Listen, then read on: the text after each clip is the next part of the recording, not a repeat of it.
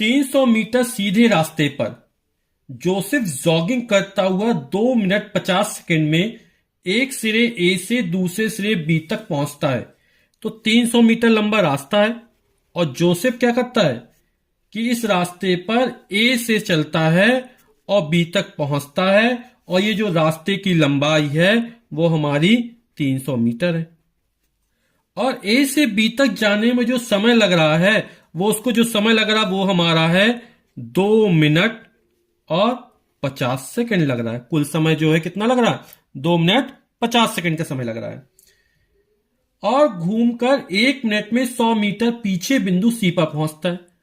अब ये बिंदु सी पर पहुंचता है, यहां पर पीछे वापस घूम रहा है, सी पर आया, यानी बी से सी तक की जो डिस्टेंस है वो हमारी कितनी है? 100 मीटर है। जोसेफ की औसत चाल और औसत वेग क्या होगा? चाल बराबर होता दूरी बटे समय। चाल हमारी एक अदिश राशि है और वेग बराबर होता विस्थापन बटे समय। वेग हमारी सदिश राशि है। तो हमें दोनों की औसत चाल और औसत वेग ज्ञात करना है। तो जो पहला पार्ट है, ए पार्ट, वो कह रहा है कि ए से बी तक जाने में, कहां से जा रहा है? ए से बी तक जाने में। तो चाहे चाल निकाल लें चाहे वेग निकाल लें, दोनों एक ही निकलेंगे, है ना। तो हमारी औसत चाल बोल दें, चाल बोल दें, तो चाल बराबर होता है दूरी बटे समय, और औसत चाल बराबर कुल दूरी बटे कुल समय।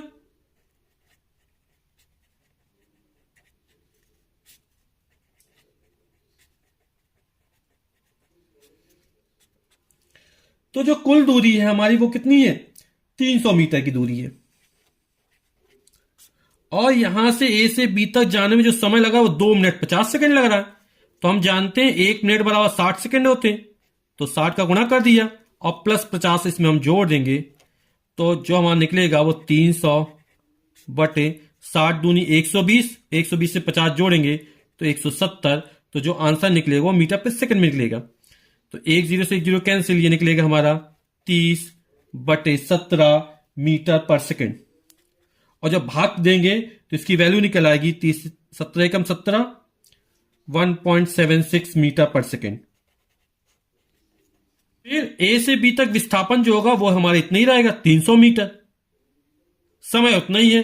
तो जो हमारा औसत वेग निकलेगा यानी विस्थापन बटे समय, तो विस्थापन प्रारंभिक और अंतिम बिंदु के बीच चली गई न्यूनतम दूरी को, और ये सीधी रेखा है तो विस्थापन और दूरी दोनों समान रहेंगे, अतः औसत चाल औसत वेग दोनों के मान कैसे निकलेंगे? समान निकलेंगे।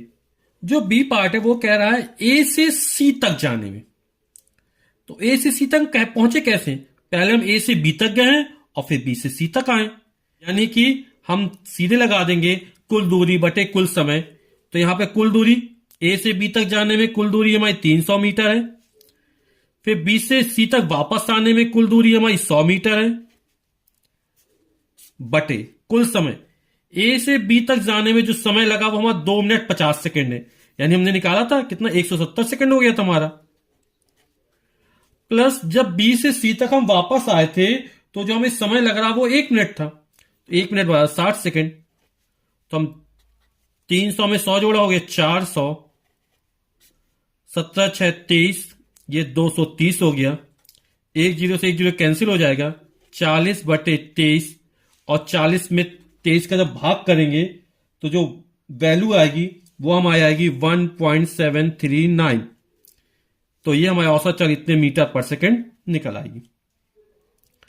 अब हमसे बोला वेग कितना होगा, तो ए से बी तक गया, बी से सी पर फिर वापस आए, तो वेग बराबर होता है विस्थापन बटे समय।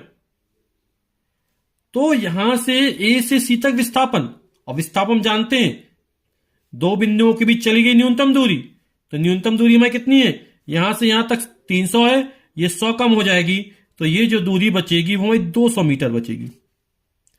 तो ए से सी तक का जो विस्थापन होगा वो 200 मीटर होगा, और जो लगा कुल समय होगा तो कितना होगा? ये पूरा होगा 230। तो हमारा जो औसत वेग निकलेगा, औसत वेग बराबर होगा विस्थापन बटे कुल समय।